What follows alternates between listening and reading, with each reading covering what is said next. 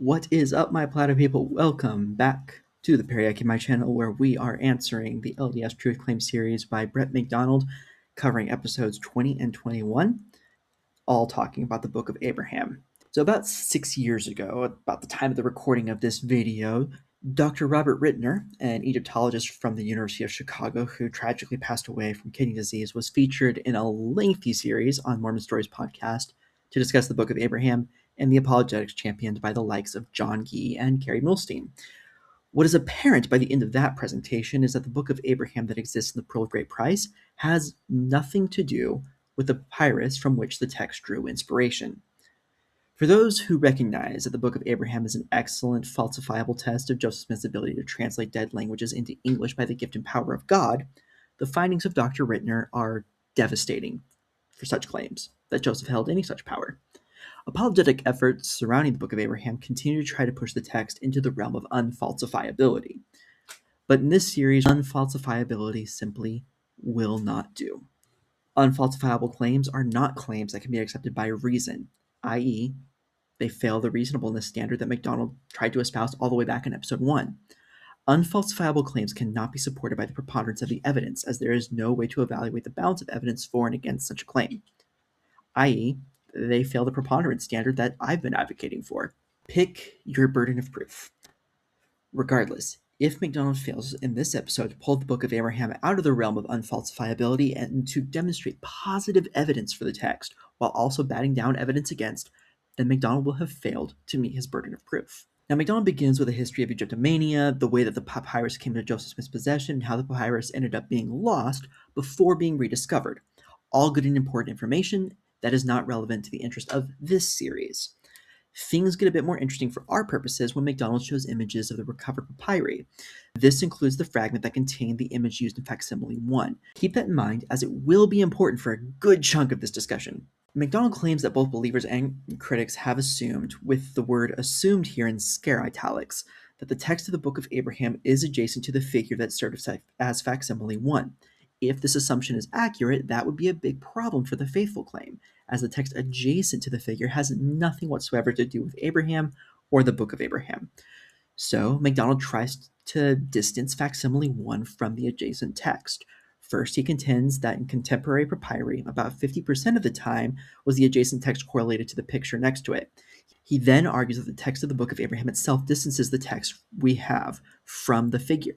Abraham 1:12 reads, quote, "And it came to pass that the priests laid violence upon me, that they might slay me also, as they did to those virgins upon this altar. And that you may have knowledge of this altar, I will refer you to the representation at the commencement of this record." And in verse 14, quote, "That you may have an understanding of these gods, I have given you the fashion of them in the figures at the beginning, which manner of figures is called by the Chaldeans ralenos, which signifies hieroglyphics." Both of these verses suggest that the figure that serves as facsimile 1 is at the beginning of the record as written by Abraham. McDonald argues that this must mean that the text of the Book of Abraham was not adjacent to the figure. This is a bad argument. There are plenty of examples of texts that denote that a relevant figure is pictured above or below. How is this any different? This could have more credence if there was anything at the beginning of chapter 1 that suggested we were starting somewhere other than the beginning of the text, where the figure ostensibly would be located. However, verse 1 begins much like the beginnings of other Joseph Smith writings. We have a description of the setting, time and place, and a first-person statement of goals, relationship to the divine, and relationship to parents. 1 Nephi 1 is quite similar. Enos, Jerem, Omni, Mosiah 9, Mormon 1, Mormon 8, they all feature similar openings. With that in mind, Abraham 1:1 is most likely intended to be read very close to the very first glyph adjacent to the figure. And then we get the long scroll hypothesis. This, like the catalyst hypothesis, is a little more than an attempt to move into the realm of unfalsifiability. This is only necessary because the available evidence is so convincing against the claim that it cannot be defended otherwise. Bringing up the long scroll hypothesis or the catalyst hypothesis is a tacit confession of having nothing to actually support the faithful case. It is a tacit confession that McDonald is not going to be able to satisfy either of the standards of evidence we have put forward in this series. It is a tacit confession that this is a losing issue for McDonald. So great, we're done, right? Short episode. And yeah, we really should be. However, I get the sense that most will not be satisfied with that being the conclusion of this episode. Thus, we press forward. Let's assume that there was a long scroll. Could we reasonably expect that such a scroll would contain the actual writings of Abraham? Is there anything that Joseph translated that we know was not on the long scroll? This is the problem for the apologists, and it has been for much longer than we have had access to the actual papyri. Joseph translated glyphs on the figures. In fact, Facsimile 2 has glyphs that Joseph invites the world to translate at a later date. It has been noted for quite some time that the translation given by Joseph to Facsimile 2 is completely incongruent with the interpretation that trained Egyptologists give. There are other issues, such as Facsimile 1 being a typical lion couch scene, and Facsimile 3 having the snout of Anubis snapped from the printing plate so that Anubis could be turned into an enslaved person, notable because Anubis is depicted entirely in black. If a long scroll did exist, and if it included the figures that were used in the translation of the Book of Abraham, then my guess, based on the way that the facsimiles are handled, is that the long scroll would also fail to vindicate the Book of Abraham. It is worth noting that McDonald does not engage with the grammar and alphabet of the Egyptian language in his presentation. While the apologia surrounding the Gale is quite disingenuous, not dealing with it at all fails to represent an honest evaluation of the evidence. MacDonald spends a bit of time trying to deal with the fact that the papyrus is fairly late relative to the time of Abraham, despite claims made by Joseph Smith that the text was written by the hand of Abraham upon papyrus. While that is a problem for the apologist, it is pretty low on the list of big problems with the Book of Abraham, so it's not going to get litigated here any further. McDonald's next section is rather pretentious, called the Caution for Critics. He lists out all these gatekeeping parameters that critics must clear before they can meaningfully engage with the text and the issues surrounding that. To do that, he quotes Nibley and Guy. Both are rather insufferable. However, this isn't the issue that I have with this, quote, caution, quote. McDonald, what have you done to clear these parameters? Do you have a degree in Egyptology? No? Well, neither do I. So, how are you engaging in this space? By referring to those you consider experts, right? Well, that's what I'm doing too. The difference between us is that you are leaning on experts who are willing to bend the evidence to fit their preconceived conclusions, and I look to experts who actually care about truth. Either way, we're both just two people who are relying on the expertise of others to evaluate the evidence and help us to understand something we have neither the time nor the disposition to get into meaningfully. Imagine if this was the sort of gatekeeping we had for discussions about cosmology, human origins, or any other subject which has relevance to LDS truth claims. Make sure you get a degree in the theoretical physics with an emphasis in cosmology before you can discuss the creation accounts. Better get a doctorate in evolutionary biology before you talk about Adam and Eve. Of course, you wouldn't say that for those disciplines because statistically speaking, you would most likely end up disbelieving the orthodox claims on any of those positions if you did attain such an education. If MacDonald wants critics to hold to that standard, then he damn well better do the same himself. Get your degree in Egyptology before you talk about the Book of Abraham in public, MacDonald. Or maybe we can just present some arguments and counter arguments like civilized people. For the next section, MacDonald presents several examples of people from about the post-Maccabean period to the 10th century CE who had traditions about some writings of Abraham. MacDonald concludes, quote, since Joseph Smith's day, numerous sources have been discovered that point to the existence of recorded writings from Abraham, unquote. This is not a conclusion that can be drawn from the evidence that MacDonald actually presents. What MacDonald presents points to the conclusion that numerous sources have been discovered that point to the existence of traditions regarding writings of Abraham. All he has is tradition. Hey, did you know that the Book of Jubilees makes a passing mention to Abraham passing down some writings? Well, MacDonald did, and he seems quite excited about that. But from a critical point of view, so what? Of what interest would it be to tell readers that Abraham wrote some stuff, but that it was like never passed down and has been lost to history? That is not really that compelling of an idea. But the idea that Abraham did pass down some writings, well, that means that one day we could recover that. That's exciting. That's interesting. So, of course, a text that talks about Abraham writing stuff down is going to make the claim that that stuff got passed down, right? All right, so next we get to the idea that Abraham desired greater knowledge. There are some sources that say that Abraham wanted greater knowledge. And, okay, so let's look at something that's a little bit more interesting here, namely the supposed Egyptian presence in Abraham's homeland. Where is Abraham's homeland? Well, according to Genesis and the Book of Abraham, it is Ur of the Chaldees. So where is Ur of the Chaldees? Scholars generally place it in modern-day Iraq, but there have been some sites that propose that place it in Turkey as well. These sites do border Syria, but they do not constrain Abraham's homeland to being in Syria. So MacDonald is kind of putting the chariot ahead of the taper a little bit here. The next problem for McDonald is that he has restricted the time in which Abraham could have dwelled in Ur of the Chaldees to between 1860 CE and 1800 CE. A review of Christian apologetic sources produces rather consistent dates of between 2100 and 1900 BCE for the life of Abraham.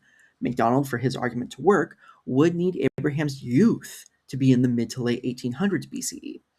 We can actually work this problem out for ourselves a bit. We can start with a known date and then use the Bible's own chronology to work backwards from there. Let's take the fourth year of the reign of Solomon to be 967 BCE. Trust me, you want this date and not the one that's in the Bible chronology that's found inside of your quad. According to Kings 6:1, this is the year when Solomon began to construct the temple. It is also 480 years after the Exodus.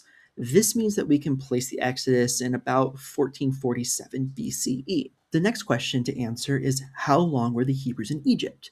In other words, how long from the time of Joseph to the time of Moses? According to Exodus 12:40, this was 430 years. In other words, 1877 BCE for the start of the Hebrew sojourn in Egypt. The problem for McDonald's argument should be obvious right here.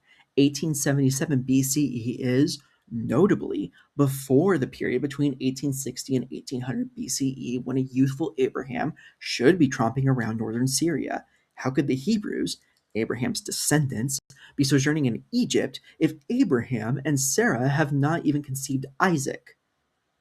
Answers in Genesis, a top-tier site for just garbage apologetics, has suggested that the 430 years count should start from the time of Abraham's covenant with Adonai. We can go ahead and accept that argument for now. However, this would mean that we would have to accept that the place of Abraham's covenant was in Egypt. This covenant is described in Genesis 17, and it happens when Abraham is 99 years old. MacDonald may try to argue that Abraham 1 has language that indicates that Abraham had already entered a covenant with Jehovah. However, if we accept that, the reconciliation date that we receive from Answers in Genesis is not for the covenant of Abraham with Jehovah in Abraham 1, but with Adonai in Genesis 17.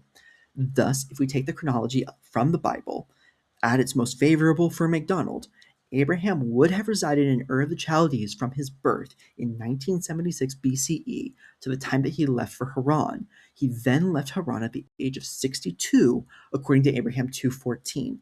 But according to Genesis 12:4, Abraham was 75 when he left Haran. So this is a contradiction. Also, after this obvious contradiction between Genesis and Abraham, they spend time in a place called Jershon, a place which, once again, has very little to do with inheritance. Just a little note for your Book of Mormon place names apologetics in the future. All that to say, Abraham, had he existed and done things according to either Genesis or Abraham, would not have been in northern Syria during the time frame that MacDonald establishes for potential Egyptian influence in the region. We then get allusions to the Olashem connection. If memory serves, Dr. Rittner just gave this one to the faithful side as a connection not really worth his time. I'm going to go ahead and follow in his footsteps on this one. The words Olashem and Ulashem sure do look similar. But that is just frankly irrelevant in the face of all this other evidence against the historicity of anything that's in this story of Abraham. The next section, descriptively entitled Polytheism, lays out some weak connections between Mesopotamian gods and the idols of Abraham 1. A problem here is that if the gods are Mesopotamian, what are they doing in an Egyptian sacrifice? Mesopotamia, and this is true, was not Egypt.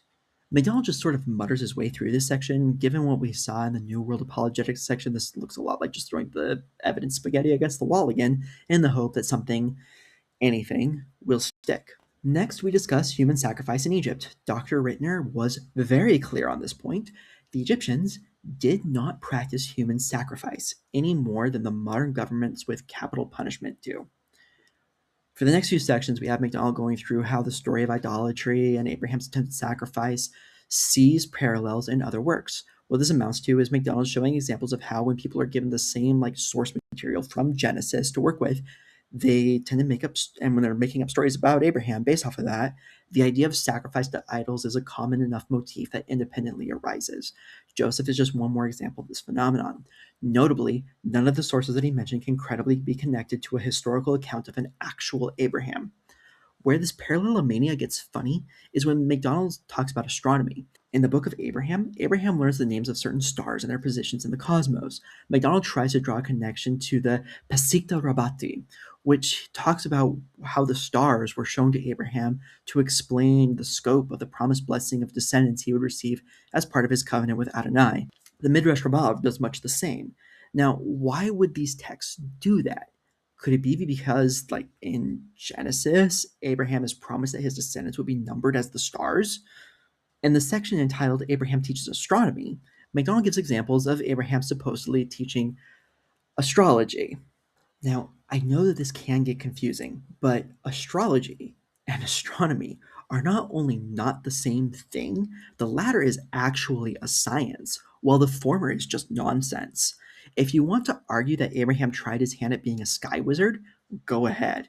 As for me and my house, we will just consider this story to be fictional nonsense. With that, let's go ahead and just get to the concluding argument of this episode, and at least the following: the Book of Abraham is unique and unknown in 1842, information about Abraham is corroborated by ancient texts along these particular points.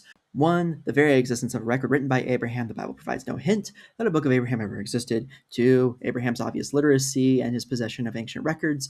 3. Abraham's desire to be the one who possesses great knowledge. 4. The rebellion of his fathers, who had once received the priesthood but turned to idol worship according to Egyptian practice. 5. The practice of human sacrifice, including the sacrifice of children as part of the local idolaters in Chaldea. 6. The killing of people who refused to worship idols of wood or stone. 7. The violent seizing of Abraham by the local priest to slay Abraham also as a human sacrifice. 8. The role of Terah, Abraham's father, in seeking to have Abraham killed. 9. The miraculous delivery of Abraham from death by the power of God, who sent an angel to free Abraham after Abraham cried to the Lord. 10. The repentance of Terah, Abraham's father, and his subsequent return to idolatry after the famine abated. 11. Abraham's knowledge of stars, planets, astronomy obtained through revelation. 12. Abraham teaching astronomy in Egypt. 13. Revelation to Abraham about the premortal existence of spirits or intelligences in the presence of God, including information on a great council in heaven where plans were established for this earth and our mortal trial here. And 14. Abraham honored by kings or on a throne. No naturalistic explanation can account for these correspondences. Now, while we have gone through most of these points already, it is worth noting that McDonald has done nothing to demonstrate that no naturalistic explanation can account for these correspondences. My naturalistic explanation, which accounts for them, is that this is just the Texas sharpshooter fallacy.